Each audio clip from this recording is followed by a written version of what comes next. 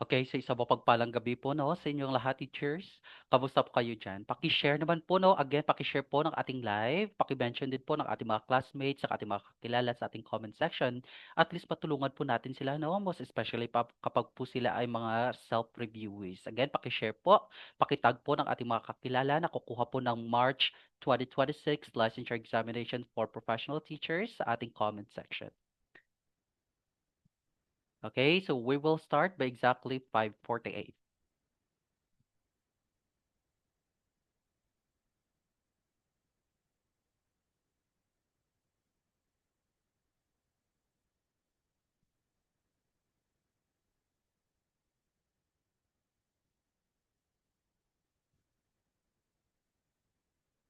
Okay, magandang hapon po sa inyong lahat. Magandang hapon po kay Sir Rodney, kay Sir Alcid, kay Miss Eunice, okay? Lagi nakaabang, no?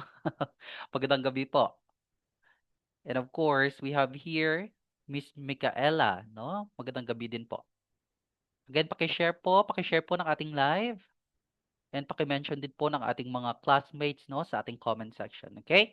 And of course, here open pa rin po yung ating promo dito, no? This is for only 200 pesos. Pwedeng-pwede po ninyong ma-avail yung ating tatlong refresher sessions. Recorded po ito, replayable.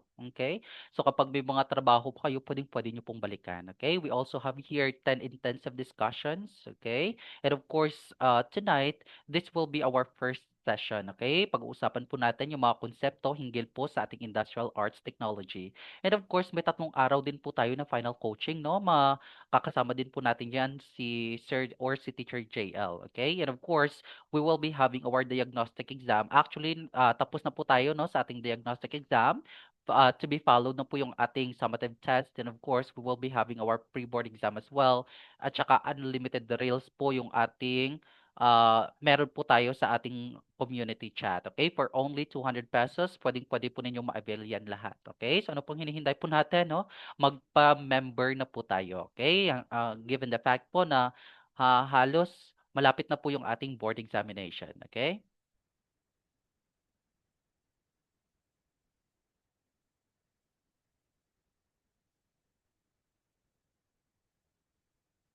Nandito na po ba yung ating mga TLE majors at saka yung ating mga TVT-Ed? Okay, magparamdam po kayo no sa ating comment section. Again, kapag nandito na po yung ating mga TLE at saka yung ating mga TVT majors, pakilapag po sa ating comment section. Pahingi po ng blue heart sa ating comment section. Okay? Sige nga po. And of course, nandito po yung ating schedule, no, for the month of January. Noong January 4, nagkaroon na po tayo ng fast drills, no? And of course, yun po ay tungkol sa industrial arts. And of course, noong January 10, nagkaroon din po tayo ng fast drills, no? That is AFA. And of course, January 11, we will be having our industrial arts discussion. Okay, tonight po yun. And of course, on January 17, we will be having our fast drills as well. Okay, home economics po yan. January 18, we will be having our second discussion or session 2, that is home economics discussion. And of course, on January 24, we will be having our fast drills as well. ICT po yan. January 25, ICT discussion. And of course, January 31, we will be having our agri-fishery arts discussion. Okay? By the way po, this coming January 31, I guess, no, mas early po yung ating discussion kasi nga po I will be having my in-house review, okay, sa mga, uh, ano ba ito, sa mga juniors ko noon, no, nakukuha po ng March 2026 licensure examination for professional teachers. And of course, na-invite po tayo na maging in-house lecturer, okay? So, I guess mapapaaga po yung ating discussion, okay? Again, nandito na po ba ang lahat? Pagparamdam po sa ating comment section. Again, magparamdam po. Nandito na po ba yung ating mga TV-TED at saka yung ating mga TLE majors? Okay. And of course, bago po ang lahat, no, I invite everyone here to pray. Let's have our daily prayer here. Lord God, as I begin my review, calm my mind and strengthen my focus. Grant me wisdom to understand, patience to learn, and clarity to remember all that I have studied. Guide my thoughts, remove all fear, and fill my heart with confidence and peace. May my efforts bring honor to you and lead me closer to my goals. Amen. Ito po 'no, paulit-ulit po ito. How to ace our major chef. Unang-una po dito again, master the fundamentals 'no. Given the fact na tayo po ay mga TVTE at saka mga TLE majors, medyo marami-rami pa rin pong mga konsepto na dapat po nating i-master 'no. So at least we have our foundation here. Magsimula po tayo sa mga basics 'no or fundamentals bago po tayo mag-proceed sa mga medyo komplikado ng mga konsepto. And of course, number two here is to improve your test taking skills, okay? Wala pong makakatalo dito 'no. Kasi nga po, gaya ng sinasabi ko palagi, you have to answer at least 50 to 100 items per day para masa po natin 'no, yung ating utak at hindi na po ma-stress, ma-shock sa actual board examination kasi hasang-hasa na po yung ating utak sa pagsasagot 'no. Tandaan po natin na yung actual board examination test-based po 'yan. Again, test-based po 'yan. So, at least 'no, alam po natin kung paano po natin atakihin yung mga tanong, na-practice po natin kung paano po natin i-analyze yung mga tanong. And of course, do not forget to discover 'no, to know all the techniques na dapat po nating gagamitin kapag nasa testing room na po tayo. And of course, the last one here and the most important one, above all, you have to pray. We have to ask for His guidance and provision throughout our review season. Okay? Handa na po ba ang lahat? Kapag handa na po tayo, no, pakilapag po sa ating comment section, ready na. Again, kapag handa na po tayo makipagbardagulan sa ating comment section, pakilapag po, ready na.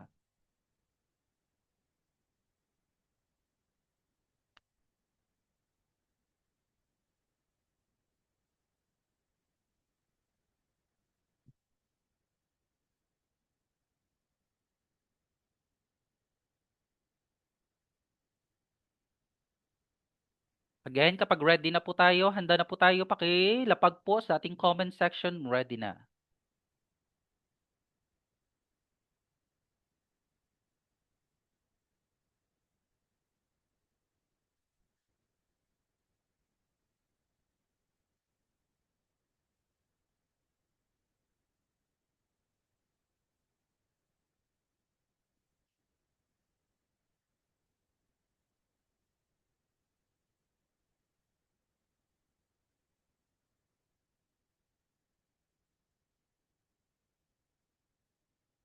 Alright, it seems like everyone is ready, excited na makipagbardagulan sa ating comment section. Again, bawal po yung mga nonchalant dito, no?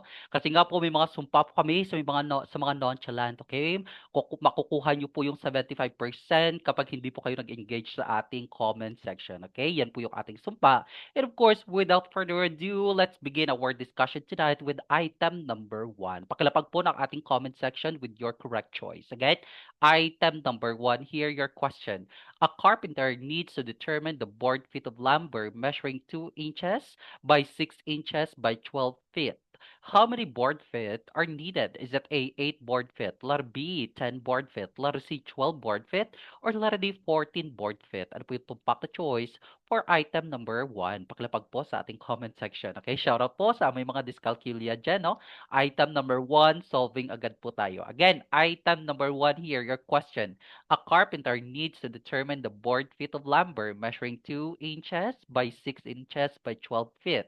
How many board feet are needed? Is it A, 8 board feet, letter B, 10 board feet, letter C, 12 board feet, or letter D, 14 board feet? Ano po yung tumpak na choice for item number 1? Pakilapag po sa ating comment section.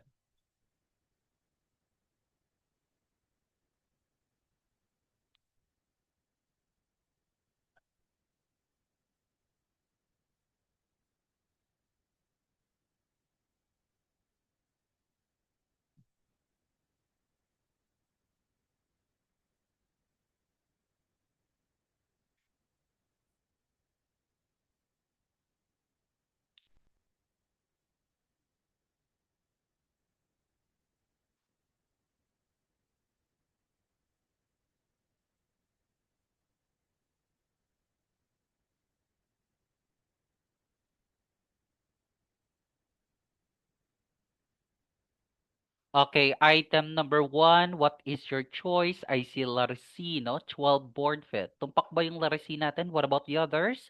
Ano po yung choice niyo for item number 1? Pakilapag po sa ating comment section.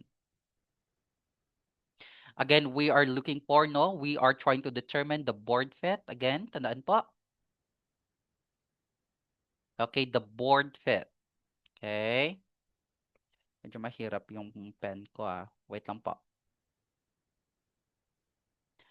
Okay, the board feet of lumber, no? Measuring 2 inches by 6 inches by 12 feet, no? How many board feet are needed? Okay, kapag ganito po yung matanungan, yung tumpak na choice natin dito would be letter C, no? That is 12 board feet. Paano po ba natin yan na-solve? Very easy. We just have to use this formula. Again, if we are looking for the board feet, we just have to use this formula. That would be thickness times width times length, no? I-divide lamang po natin yan sa 12.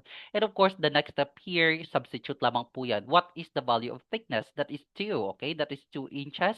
What is the value of width? That is 6. And of course, i-multiply po natin sa ating length na 12 feet, no? Tandaan po natin, teachers, ha, kapag ganito po, kapag yung length po natin naka-fit yung kanyang unit, then we have to use this formula.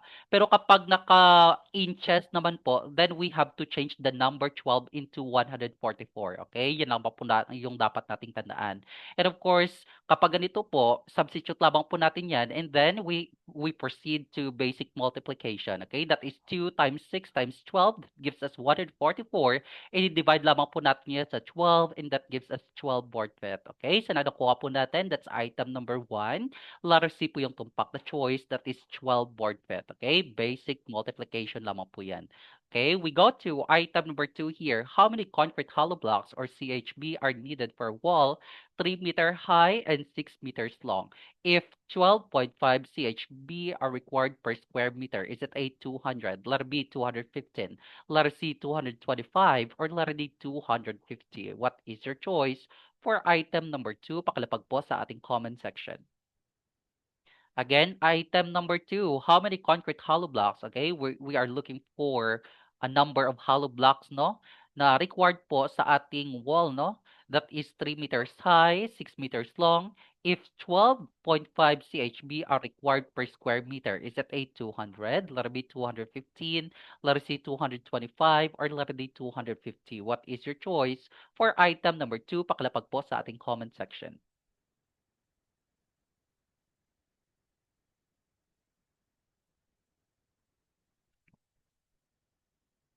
Again, item number 2, what is your choice? Pakilapag po. Okay, I see letter C here, 225. Tumpak ba yung letter C natin? What about the others? Ano po yung choice niyo for this question? I see letter C is. Tumpak ba yung letter C natin? Of course, that is correct, no? 225 po yan. Paano po ba natin yan nakuha, no? Very easy. We just have to follow these steps, no? Tandaan lamang po natin, unang-una po, we have to look for the wall area. Again, we have to look for the wall area. Paano po ba natin yung makuha? Of course, this one, no? Yung 3 meters high po natin dito, we just have to multiply that one sa length po ng ating wall. So that would be 3 times 6. That gives us 18 square meters. Again, 3 times 6, that gives us 18 square meter. And of course, we have to look for the total concrete hollow blocks. Okay, we proceed po, basic multiplication again. That would be 18. I-multiply lamang po natin sa ating 12.5 dito. And that gives us 225 CHB. No? Again, tandaan lamang po natin, para makuha po natin yung total number of hollow blocks, all we have to do here is to look for the wall area, okay? Tandaan lamang po natin, multiply lamang po natin yung ating height, no, sa ating length. That is 3 times 6. That gives us 18 square meters. And of course, yung 18 po natin, multiply lamang po natin sa ating 12.5 CHB. And that gives us 225, no? That is our total concrete hollow blocks that we are needed, no? That is item number number 2 rather. That is 225. Letter C po yung tumpak na choice. We go to item number 3 here. What is the current if a circuit has a voltage of 200 volts and a resistance of 44 ohms? Is it A, 2 ohms, letter B, 4 ohms, letter C, 6 ohms, or letter D, 5 ohms? What is your choice for item number 3? Paklapag po sa ating comment section. Again, item number 3 here, we are looking for the current, no? If a circuit has a voltage of 220 volts and a resistance of 44 ohms, no? So what would be your value? Is it a 2 amperes, letter B 4 amperes, letter C 6 amperes, or letter D 5 amperes? Ano po yung tumpak na choice? Pakilapag po sa ating comment section. Again, item number 3, what is your choice? Pakilapag po.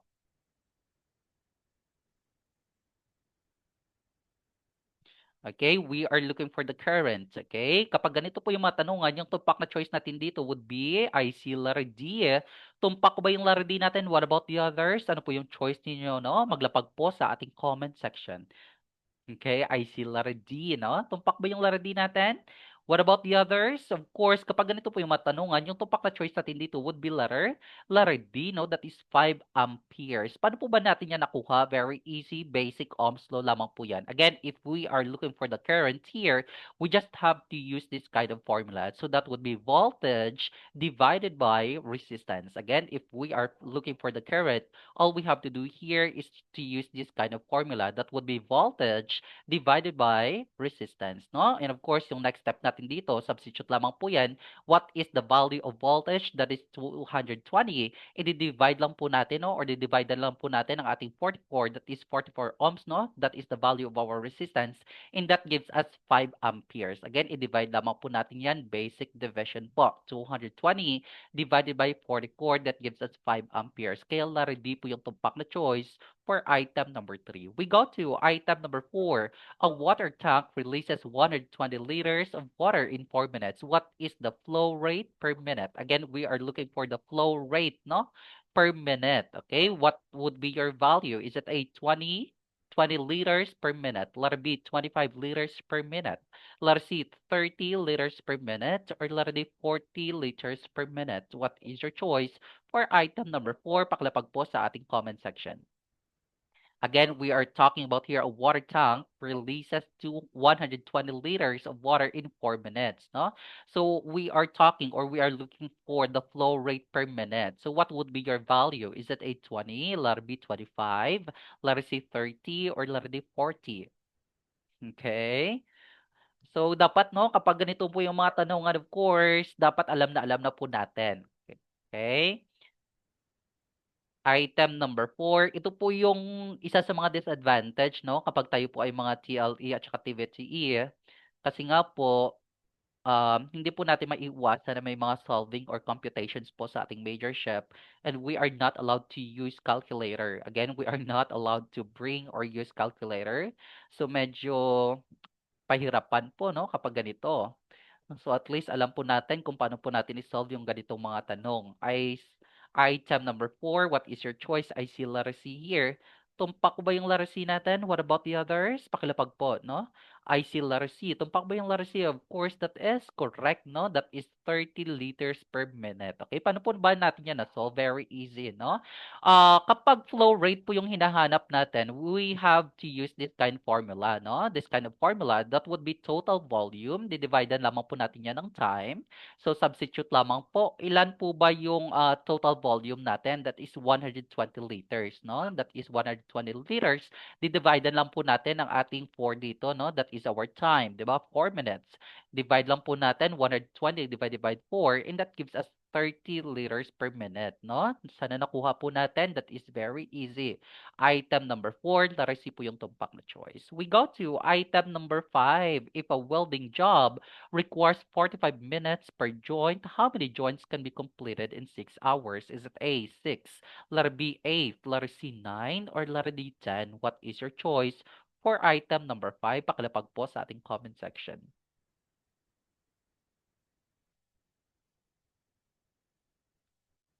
Again, item number 5, no? Again, yung ating discussion tonight, accessible lamang po ito, no? Kayang-kaya nyo pong mapanood ngayon. Pero mga upon my discussion, mawawala po ito sa ating YouTube channel. Kasi nga po, i-upload po ito sa ating private group. So, for those na hindi pa po member ng ating private group, ano pa po yung hinihintay natin, no? Magpa-member na po tayo. Murang-mura po, 200 pesos hanggang final coaching na po yan. Okay? Item number 5, what is your choice? I see letter B here. Tumpak ba yung letter B natin? Letter B is, what about the others? Ano po yung choice ninyo, no? Pakilapag po sa ating comment section.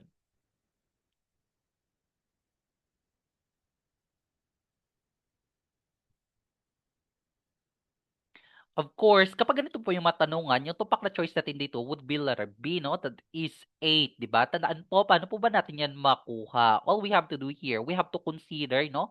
We have to convert first, no? Yung 6 hours natin dito, ilan po ba yan sa minutes? So that would be 360 minutes. Kasi hindi naman po pwede na i-divide po natin, no? Yung ating hours sa minutes, di ba? Hindi po pwede yan.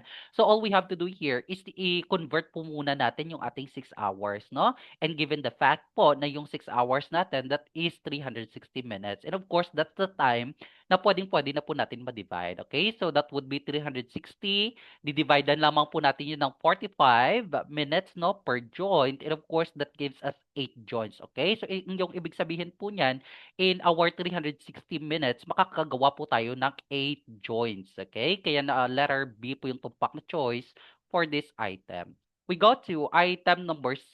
A refrigerator consumes 2 kilowatt of power and operates for 5 hours.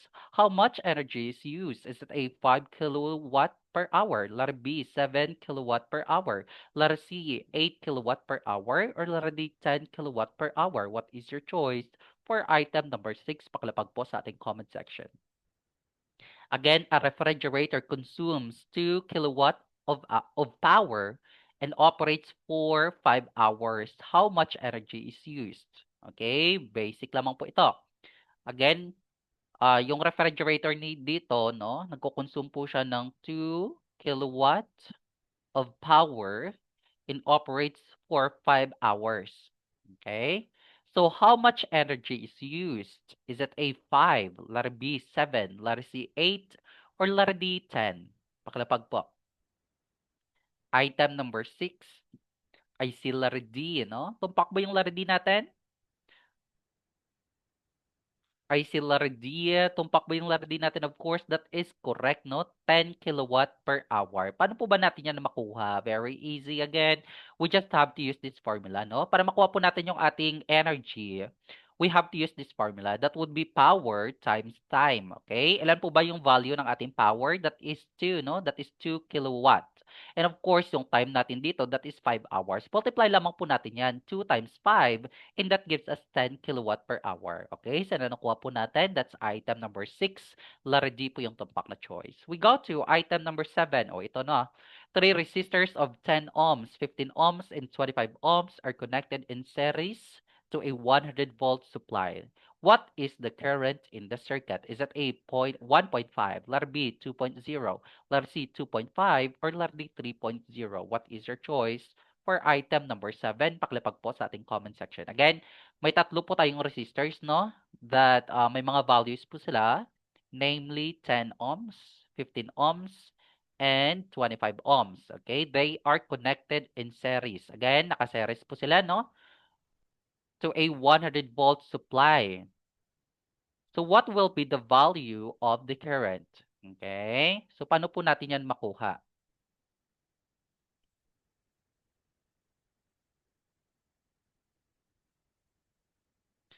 So paano po natin yan makuha? Is it A, 1.5, letter B, 2.0, letter C, 2.5, or letter D, 3.0? Okay, what is your guess? Item number 7. Pakilapag po sa ating comment section. Item number 7, I see letter B, no? Tumpak ba yung letter B natin? Letter B, what about the others? Ano po yung choice ninyo, no? For item number 7, pakilapag po. I see letter C as well. Okay, what about the others? Paki-confirm naman po, no? Okay naman po ba yung end ko dyan? Okay naman po? Naririnig po ba ako? Nakikita po ba? Paki-confirm naman po, no? Again, item number 7 here, 3 resistors of 10 ohms, 15 ohms, and 25 ohms are connected in series, no? To a 100 volt supply. What is the current in the circuit? Is it A, 1.5, letter B, 2.0, letter C, 2.5, or letter D, 3.0? What is your choice? Kapag ganito po yung matanungan, yung tumpak na choice natin dito would be letter, that is letter B, no? 2.0 amperes po yan. Paano po ba natin yan nakuha? Very easy. Again, if we are looking for the total resistance, all we have to do here is to add. Again, i-add natin po yung mga individual resistance value natin ha, kapag naka-series po yan. So, of course, para makuha po natin yung ating total resistance, i-add po natin yung mga individual resistance value natin. That would be 10 plus 15 plus 25, and that gives us 15 ohms. No? Yan po yung ating total resistance. And kapag may value na po tayo sa ating total resistance, may value na din po tayo sa ating voltage, and of course, we can proceed to our basic Ohm's law here. No? And of course, we are looking for the current, and that's why we have to use this kind of formula. That would be current, voltage, divided by resistance. No? So what is the value of voltage? That is 100. Divided lamang po natin yan ng 50 ohms na nakuha po natin no, sa ating total resistance. And of course, that gives us 2.0 amperes. Okay? Yan lamang po na yung dapat nating tandaan kapag hinahanap po natin yung ating total current. No? So dapat po may value ka sa total voltage mo, may value ka rin sa total resistance mo. But then you have to consider here na yung total resistance natin, no, naka-series po siya. So all we have to do here is to add yung mga resistance value po natin. Again, yung individual resistance value natin, we have to add it kapag naka-series po yan. Okay? Sana nakuha po natin. That's item number 7.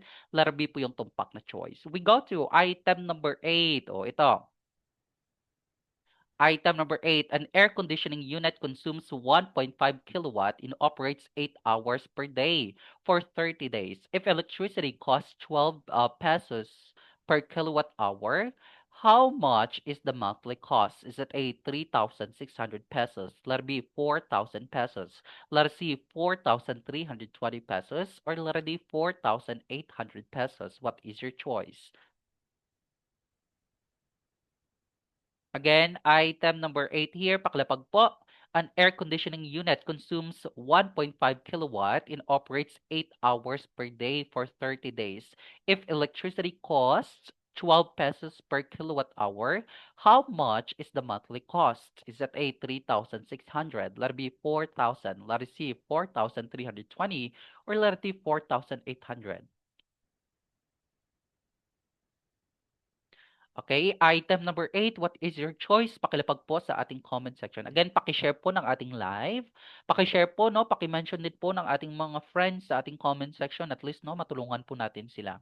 Again, item number 8, ano po yung choice niyo? I see letter C here, no? Okay, shoutout po kay Miss Eunice. What about the others? Ano po yung choice ninyo? Pakilapag po. Item number 8 here. Okay. Wala na bang lalapag? Okay, item number 8 here, I see letter C. What about the others? Of course, kapag ganito po yung matanungan, yung tumpak na choice natin dito would be letter C, no? That is 4,320, no? Kadalasan ito din po yung ginagamit natin para ma-solve po natin yung ating monthly electricity bill, no? And of course, paano po ba natin yan makuha? Very easy here. All we have to do here, yung first step po natin, hanapin po muna natin yung ating energy per day, no? So that would be 1.5. I-multiply lamang po natin no sa ating time dito. That would be 8 hours per day, no? Yan po yung ating daily energy na nakukonsume. Okay? That would be 1.5 times 8. That gives us 12 kilowatt per hour. Okay? But then here, may monthly po tayo, okay? That is 30 days. And of course, i-multiply naman po natin yan no, sa 30. Again, yung 12 na nakuha po natin dito sa ating daily energy, i-multiply po natin yan sa 30 days. No? That would be 12 times 30 and that gives us 360 kilowatt per hour. Okay? Sa 30 days na po yan. And of course here, you have to consider na in every kilowatt, okay? Every kilowatt or uh, per kilowatt hour, that is 12 pesos. Again, 12 pesos po yan. So, all we have to do here is to multiply again. Again, yung 360 natin dito, 360 kilowatt per hour, i-multiply po natin yan sa 12 pesos. No? So, that would be 360 times 12. That gives us 4,320. Okay? That would be your monthly bill. No? And of course, letter C po yung tumpak na choice for this question. Okay? Sana nakuha po natin. Again, sana nakuha po. Item number 8, letter C po yung tumpak na choice. That would be 4,320. Okay? Yung unang-una po, kukunin muna natin yung ating daily energy na na-consume, no? And of course, the second one here, multiply po natin sa number of days po, no? In 1 month, that would be 30 days. And of course, i-multiply naman po natin, no? Sa cost, okay? Magkano po ba yung every kilowatt hour? So that would be 12 pesos. I-multiply lang po natin yung ating 360 and that's why nakuha po natin yung ating 4,320. Okay? Sana nakuha po natin item number 8, letter C po yung tumpak na choice. We go to item number 9. Oh, ito, hindi na po ito solving.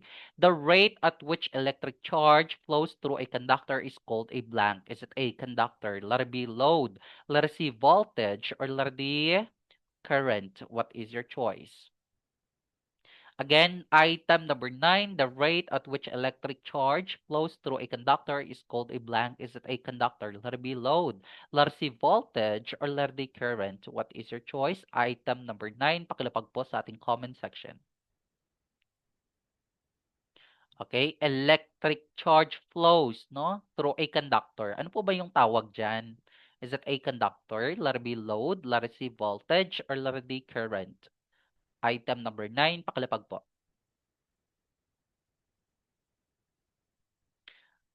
Okay, medyo humihina yung ating comment section, no? Laban po tayo. Again, item number 9 here. What is your choice? I see letter D, no? Tumpak ba yung letter D natin?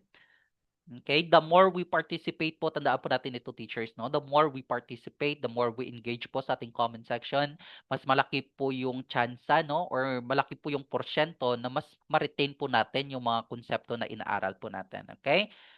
So, the more senses involved, the better the learning, okay? Dapat tandaan po natin yan. Again, item number 9 here, the rate at which electric charge flows through a conductor is called, that is letter D, no? Yan po yung current na tinatawag. Again, tandaan po natin teachers again, pag sinabi po natin current, ito po yung dinidefine natin, no? As rate of flow of electric charge in a circuit. Kumbaga, ito po ay measure natin, no? In amperes. Again, it is measured in amperes and represents how many columns of charge pass through a point in the circuit per second. Okay? Yan po yung current na tinatawag mismo, no? Yung electric current natin.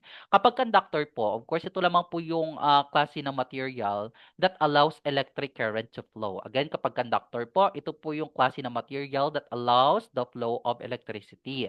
Kapag load naman, ito naman po yung tinatawag natin ng mga appliances, no? The one that consumes electricity, yan po yung ating load na tinatawag. Kapag voltage naman po, ito naman po yung nagpo-push, no, ng ating electric current. Again, the one that pushes electric current. And of course, again, the one that drives our current, yan po yung ating voltage na tinatawag. Okay? Yan po yung ating dapat tandaan kapag voltage po yung ating pinag-uusapan. But then we are talking about here the rate at which electric charge flows through a conductor, yan po yung tinatawag natin na current, no? Kaya letter D po yung tumpak na choice for item number 9. We go to item number 10, a type of switch that is installed inside the wall with only the faceplate visible. Again, only the faceplate visible. What is that? Is it A, surface type? Let me flash type. Let us see grounded or let us see single pole. What is your choice for item number 10? Paklapag po sa ating comment section. Again, we are talking about here a type of switch, no, that is installed inside the wall. Okay, nasa loob po, nililibing po natin, no, sa ating mga concrete wall. Ano pong klaseng switch yan, no? Is that a surface type? Let it be flush type. Let it be grounded or let it be single pole. Pakilapag po, item number 10, what is your choice?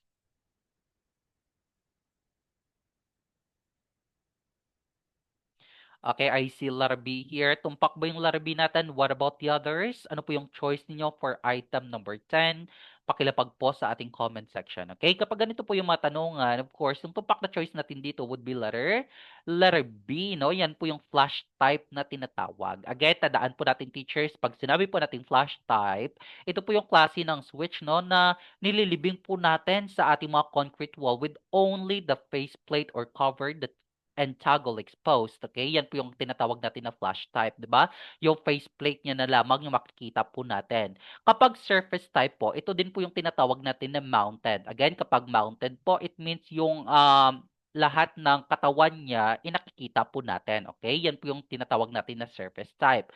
Kapag grounded naman, of course, ito naman po yung safety feature in our electrical system, no? That protects against electrical faults, okay? Yan po yung ground na tinatawag o yung ground fault system. Kapag single pole naman, of course, ito naman po yung klase ng switch natin that controls one circuit from one location, okay? Yan po yung ating single pole. But then we are talking about here a type of switch that is installed inside the wall. Makikita na lamang po natin yung kanyang faceplate. Yan po yung ating flash type na tinatawag. Okay? So na nakuha po natin no, the difference between flash type at saka yung ating surface type. Okay? That's item number 10. Letter B po yung tumpak na choice. We go to item number 11. Which part of an electric motor remains stationary and provides the magnetic field? Is that a rotor? Letter B, commutator. Letter C, stator, or letter D, shaft? What is your choice for item number 11? Again, stationary. Kapag stationary, ano po ba yung ibig sabihin niyan, no?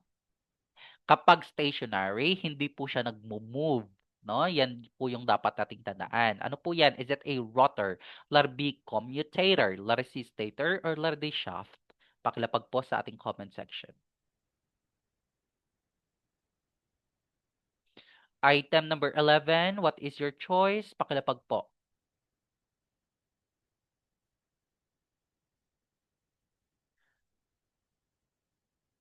Okay, kapag ganito po yung matanungan, yung tumpak na choice natin dito for item number 11 would be IC letter D here, shaft, no? What about the others? Nandito po ba yung mga BT-VTED major in electrical? Again, may students po ba tayo dito na BT-VTED major in electrical? Magparamdam po sa ating comment section, no?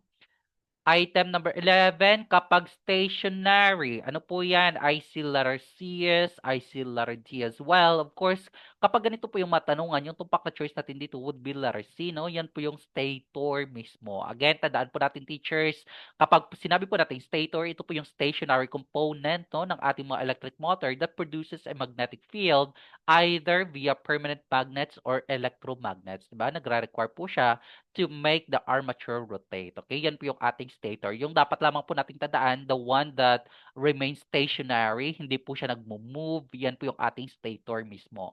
Kapag rotor po, tandaan po natin teachers, ito din po yung tinatawag natin na armature, no? Ito po yung rotating part ng ating electric motor.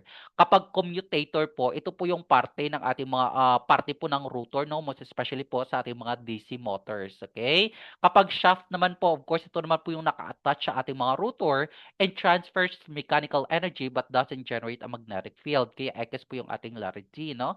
But then we are talking about here the part of an electric motor that remains stationary, hindi po siya nagmo-move. Yan po yung ating letter C mismo, no? Stator po yung ating tumpak na choice.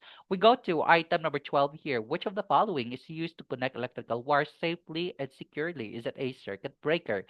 Letter B, wire nut. Letter C, outlet. Or letter D, conduit. What is your choice? Okay, nandito po ba? Ay, ito po, no? Si Miss Liza, BTVT major in electricity, no?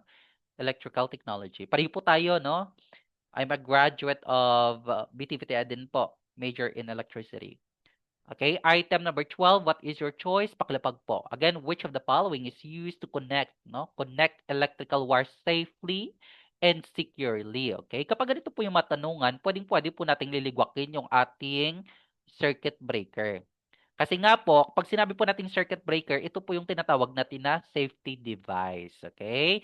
Yung purpose po niyan is to protect our circuit, di ba? Most especially po kapag nagkaroon po ng short circuit at saka overcurrent po sa ating mga circuits. Okay? Yan po yung purpose ng ating circuit breaker. Yung next po natin na pwedeng liligwakin would be the conduit. Okay? Ano po ba yung conduit? Ito po yung nagpro-protect po ng ating mga wires but does not connect them, no? Most especially po yung ating mga PVCs, no, or yung ating mga polyvinyl chloride, di ba? Yan po yung ating mga conduit na tinatawag. Yung pinapasukan po ng ating mga kable, no? Yan po yung ating conduit, okay? And of course, yung next natin na liligwakin dito would be the outlet, okay? Kasi nga po, pag sinabi po nating outlet, ito naman po yung nagpo-provide ng access, no, to electrical power, di ba? Ito din po yung tinatawag natin na receptacles. But then we are talking about here, no, the one that is used to connect electrical wires safely and securely. Yan po yung ating letter B, no? Yan po yung ating wire nut mismo. Okay? Tandaan lamang po natin yan. And yan po yung ating tumpak na choice for this item. We got to item number 13. O ito. In the diagram below, which pair of resistors are connected in parallel? Again, parallel. Okay, ano po yan? Is it A, R1 and R2? Letter B, R2 and R3? Letter C, R3 and R4? Or letter D, R1 and R4? What is your choice for item number 13? Pakilapag po sa ating comment section. Okay?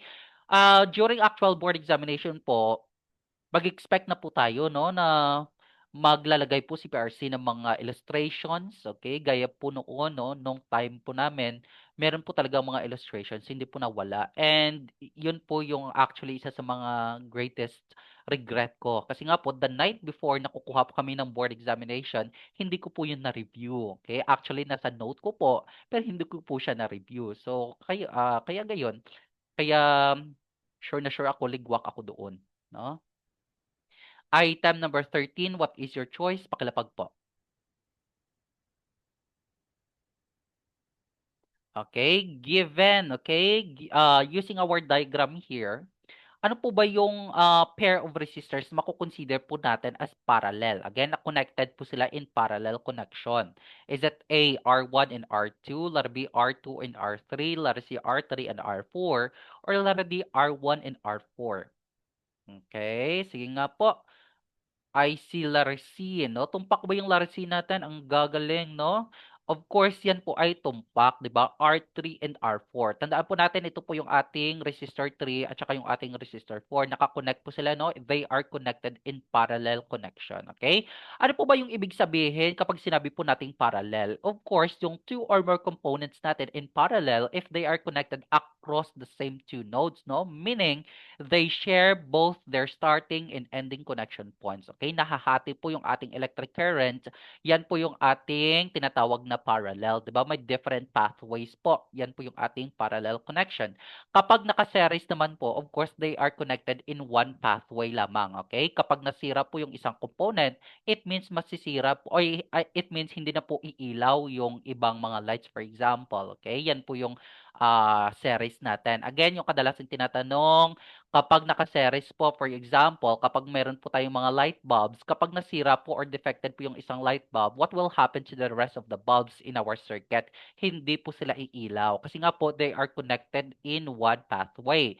Pero kapag naka-parallel po, kapag hindi po umilaw yung isang or defected po yung isang ilaw, it means hindi naman po apektado yung iba. Okay? Yan po yung dapat nating tandaan kapag we are trying to differentiate our parallel at saka yung ating series circuit. Okay, sana nakuha po natin item number 13. The rest of our options here naka-series po sila except lamang po sa ating Laricino R3 and R4. They are connected in parallel connection. We go to item number 14. What is the typical color code for a 1,000 ohm resistor with a 5% tolerance? Is that a brown, black, red, gold?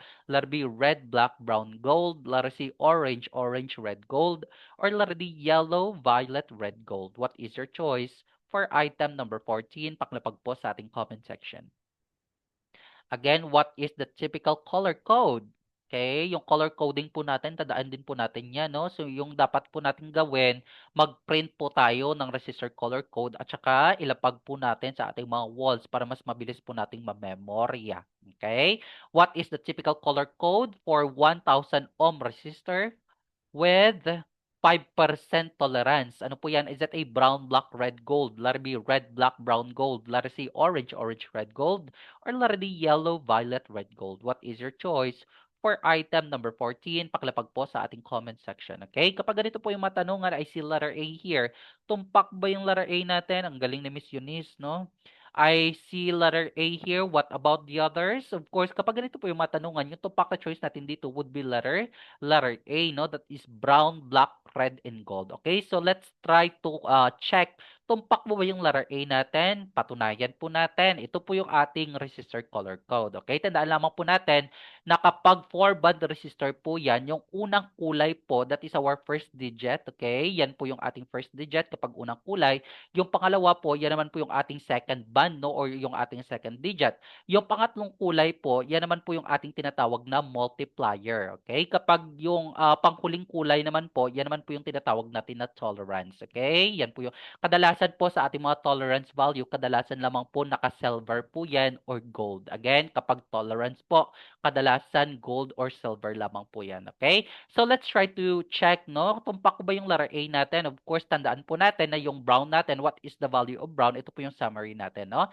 What is the value of brown? That is 1. Yung black po natin, that is 0. Okay? And of course, yung third digit natin dito, that would be our multiplier, that is 100. No? Para makuha po natin, all we have to do here is to combine our first digit, which is 1, at saka yung ating second digit, which is 0. So that gives us 10. No? I-combine lamang po natin yan. I-multiply po natin, no, sa ating multiplier, which is 100 here. That gives us 10 times 100. That gives us 1,000 ohms. No? I-copy lang po natin yung ating tolerance value, which is 5% here. And of course, that gives us 1,000 ohms with 5% tolerance. Kaya tumpak po yung ating letter A, no? That is brown, black, red, and gold. Okay? Kapag gold po, that is 5%. Kapag silver naman po yung ating tolerance, that is 10%. Okay? Yan lamang po yung dapat nating tandaan kapag pinag-uusapan po natin yung ating registered color code. Okay? Sana nakuha po natin. Paka-screenshot po ito. Item number 14, letter A po yung tumpak na choice. We go to item number 15. It maintains engine temperature by dissipating heat. Is it A, alternator, letter B, engine, letter C, transmission, or letter D, radiator? What is your choice for item number 15? Paklapag po. Again, maintains engine temperature by dissipating heat. Okay? Ito po yung cooling system ng ating vehicle, no? Or yung ating mga sasakyan. Ano pong bang tawag dyan? Is it A, alternator, letter B, engine, letter C, transmission, or letter D, radiator? What is your choice? Pakilapag po sa ating comment section.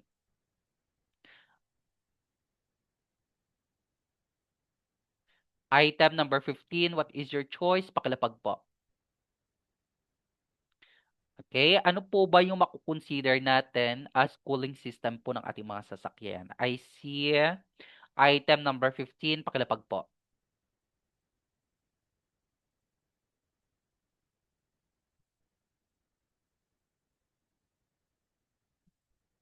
15, I see letter D. Meron ding sumagot ng letter B, no? 15, what is your choice? Letter D, letter B. Okay, what about the others? Ano po yung choice niyo for this item? I see letter B as well. Of course, kapag ganito po yung matanungan, yung tumpak na choice natin dito, handa na po ba? Of course, the best option here would be letter D, no? Yan po yung ating radiator na tinatawag. Tandaan po natin, teachers, no? Pag sinabi po nating radiator, ito po, no? Ito po yung cooling system mismo ng ating mga sasakyan designed to transfer heat from the engine coolant to the surrounding air, effectively cooling the engine down. Okay? Yung purpose po niya is to dissipate heat para maiwasan po natin na ma-overheat po yung ating mga engine ng ating mga sasakyan. Okay? Kapag alternator po, yung dapat lamang po nating tandaan, ito naman po ay responsable, no, for generating electricity to power the car's electrical systems. Okay? Yan po yung ating alternator. Kapag engine naman, of course, ito naman po ay nagge-generate po ng heat, no? But the radiator dissipates that heat. Kaya X po yung ating letter B. Kapag transmission naman, of course, ito naman po yung nagmamanage ng power transfer, no? From the engine to the wheels. Again, kapag transmission, the one that manages power transfer from the engine to the wheels, that is what we call transmission. But then we are talking about here, no? Yung cooling system mismo ng ating vehicle, that is what we call a radiator. Okay? Letter D po yung tumpak na choice.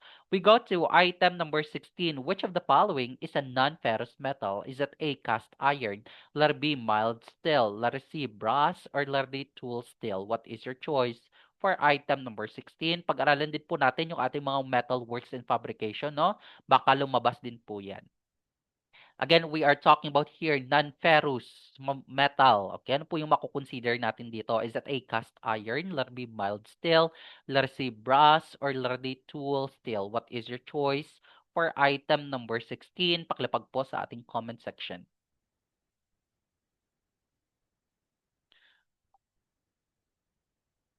Again, item number 16, which of the following is a non-ferrous? Okay? Pag sinabi po nating non-ferrous, tandaan po natin, teachers, ito po yung klase ng mga metals natin, no, that do not contain iron. Again, kapag non-ferrous metal, it does not contain iron. Kapag ferrous metals naman, of course, ito naman po yung klase ng ating mga metals mismo in which iron is the principal element. Okay? Yan po yung dapat nating tandaan kapag pinag-uusapan po natin yung ating mga ferrous at saka non-ferrous metal. Okay? So ano po yung mako-consider natin or ano po yung maka-classify natin dito as non-ferrous? Is it a cast iron, letter B, mild steel, letter C, brass, or letter D, tool steel? Okay, I see letter C here. Tumpak ba yung letter C? Of course, that is correct, no? Yan po yung brass na tinatawag. Okay, ito po siya. And of course, nabibilang po dito yung ating brass mismo, no? That's under non-ferrous metals. Okay, again, kapag sinabi po kasi nating brass, ito po ay made of copper and zinc, no? And does not contain iron. Kaya X po yung ating, or yun, yan po yung ating hinahanap. Yung letter A natin dito, yung cast iron, tandaan po natin, ito po ay ferrous. Again, kapag cast iron, yan po ay ferrous because it contains iron. Kaya X po yung ating letter A. Kapag mild steel naman, of course, ito po ay ferrous material din. Kapag tool steel, of course, ito po ay high carbon ferrous metal na ginagamit po natin, no, for cutting tools. Okay, yan po yung ating tool steel. But then we are talking about here non-ferrous. Ano po yung napabilang yan? Diyan, yan po yung ating brass mismo, no? That is composed or made of copper and zinc. Hindi po present yung iron. Kaya tumpak po yung ating letter C. We got to item number 17. What is the primary function of engine oil in a vehicle? Is it A, to clean the engine? Letter B, to cool the radiator? Letter C, to lubricate moving engine parts? Or letter D, to increase fuel economy? What is your choice? For item number 17, pakilapag po. Again, we are talking about here the primary function po ng ating engine oil sa ating mga sasakyan. Ano po ba yung kanyang function? Is that A, to clean the engine? Letter B, to cool the radiator? Letter C, to lubricate moving engine parts? Or letter D, to increase fuel economy? Pakilapag po.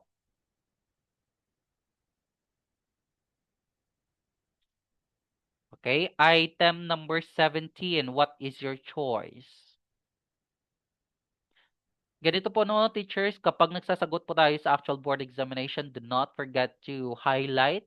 Kapag mas madumi yung ating questionnaire, mas mabuti. Okay? Hindi lang po sa ating mga scantron, no? Baka hindi po i-accept ng mga ano ito, ng computer. So, much better na mag-highlight po tayo, mag-underline doon, okay, para mas mabilis po natin na mahanap yung mga distractors and of course, makuha po natin yung mga tumpak na choices. Okay? Item number 17, what is your choice? Kapag oil, of course, yung kanyang function, that would be to lubricate moving engine parts, no? Tandaan po natin, teachers, again, kapag pinag-uusapan po natin yung engine oil, ito po ay nagre-reduce ng friction, no, between moving parts, preventing wear and overheating. Okay, yan po yung pinaka-purpose ng ating engine oil. Kapag letter A kasi, to clean the engine, tandaan po natin that cleaning is a secondary function of oil. Kaya somehow X po yung ating letter A. To cool the radiator, of course, ito po ay function ng ating radiator at saka yung ating coolant. Kaya X po yung ating letter B, no? Yung letter D naman natin, to increase fuel economy, tandaan po natin that oil has minimal direct impact on fuel economy. Kaya X din po yung ating letter D. But then we are talking about here the main function. What is the primary function of engine oil? That is to lubricate moving engine parts, no? Kaya letter C po yung tumpak na choice for item number 17. We go to item number 18. What does the alternator do in a car? Is it A, starts the engine?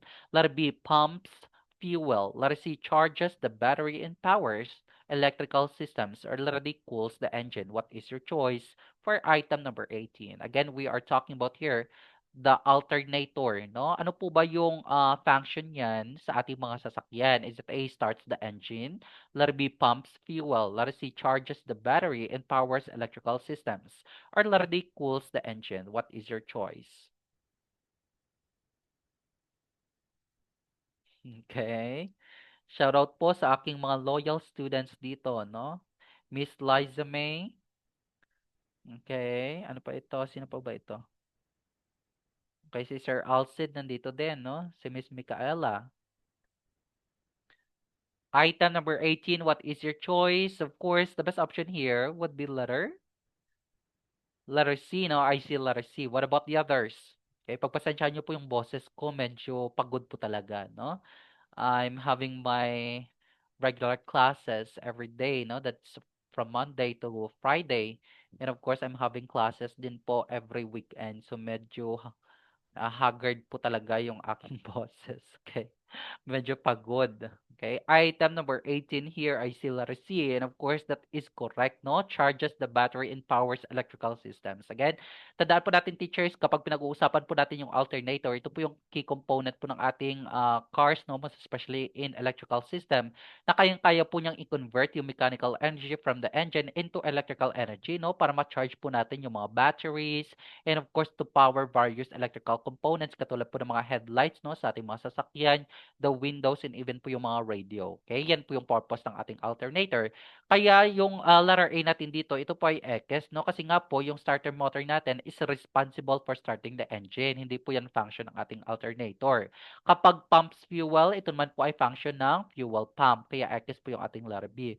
Kapag cools the engine, of course, ito po ay function ng ating cooling system. Okay? So, na nakuha po natin item number 18. What does the alternator do in a car? That is to charge the battery, no, and powers electrical system. Kaya letter C po yung tumpak na choice for this item. We go to item number 19.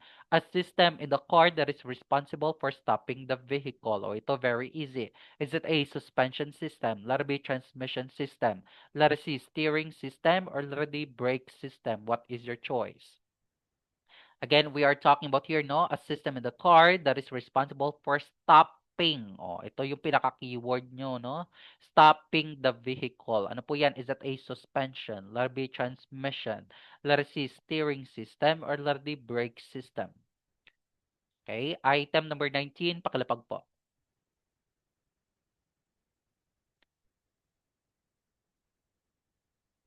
Okay. So, in case po na may mga classmates po kayo, no, na naghahanap po ng pinakamura, no, na review package, pwedeng-pwede po na ninyong i-recommend yung ating review, no, or yung ating review package mismo, no. For only 200 pesos, pwede-pwede po nilang ma-access lahat, no, as what I've mentioned kanina.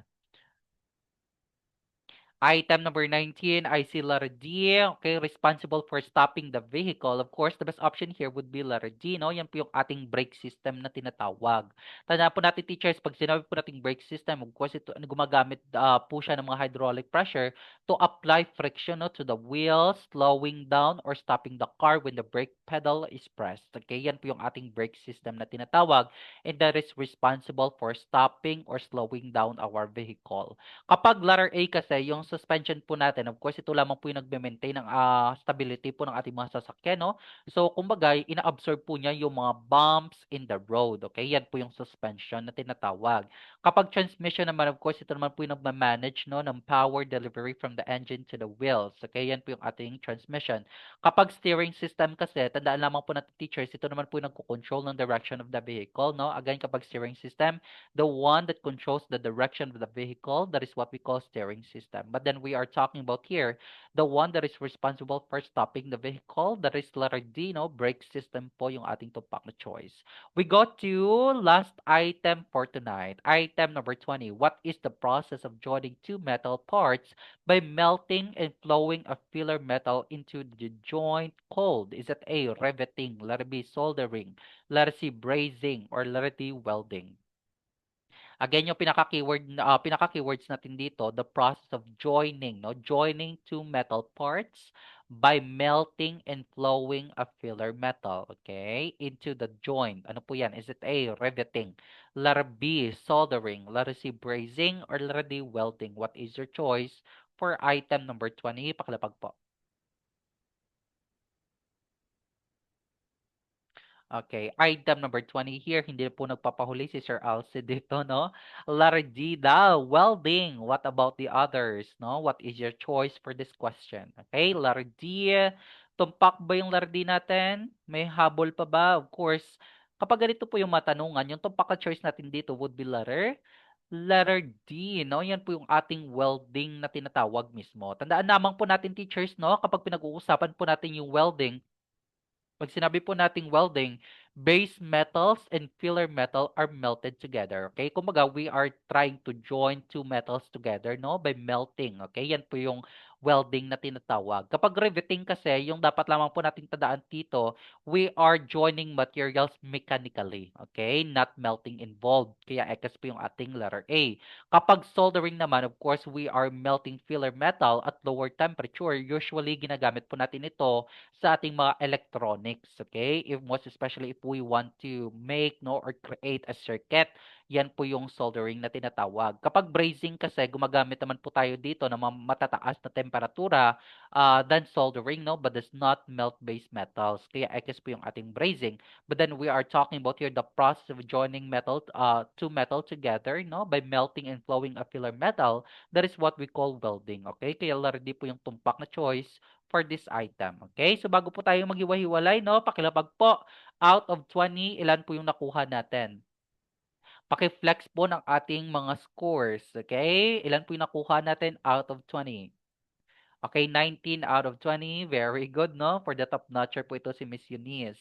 What about the others? Ilan po yung nakuha natin? Paki-flex po.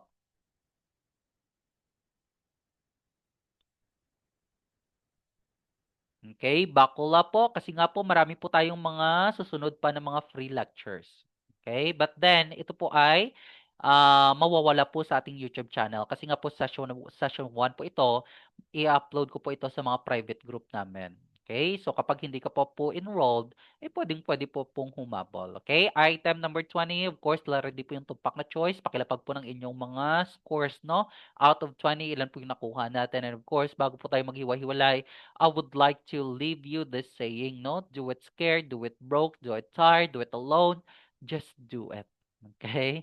Yan lamang po yung dapat nating tandaan. Okay? Do it, just do it, no? Despite na medyo natatakot ka, okay? You are broke, whenever you are feeling exhausted, okay? When you are alone, just do it.